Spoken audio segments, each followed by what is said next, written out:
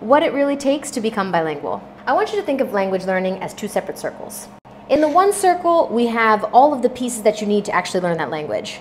Things like hundreds of hours of listening to the language, hundreds of hours speaking the language, learning vocab, learning grammar. Not because you need to speak perfectly, but because you need to speak well enough to be understood.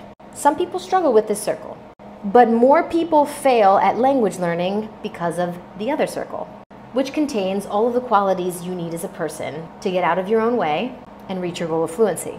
Like dealing with the fact that you're scared shitless to speak, which likely comes from your fear of making mistakes, which might be linked to your level of perfectionism, which all just creates a negative feedback loop, right? You're afraid of speaking, so you don't speak, you don't practice, you don't get better at speaking, and you stay exactly in the same spot for how many years?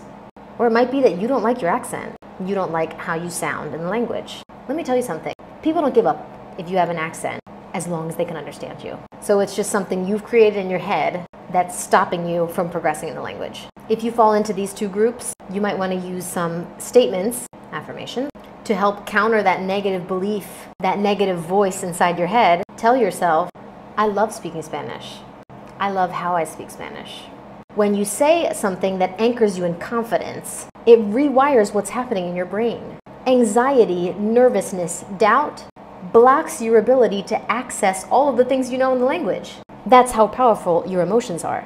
But you aren't dealing with your emotions in the language learning process. They could literally be what's blocking you from getting words out of your mouth. No one cares about your perfect grammar if you never speak up. What are you doing mentally and emotionally to make sure you get to your goal?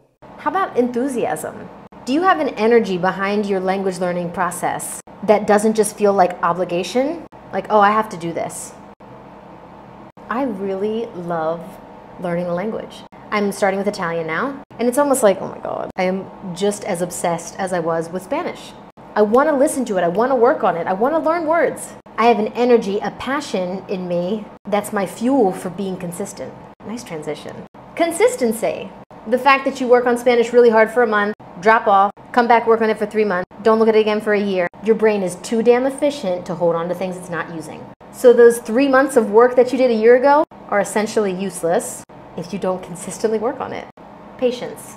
The fact that restructuring the way you express yourself takes time to understand. People who work on these two circles learn languages. They work their ass off on the language, and they know how to deal with the bullshit their mind creates.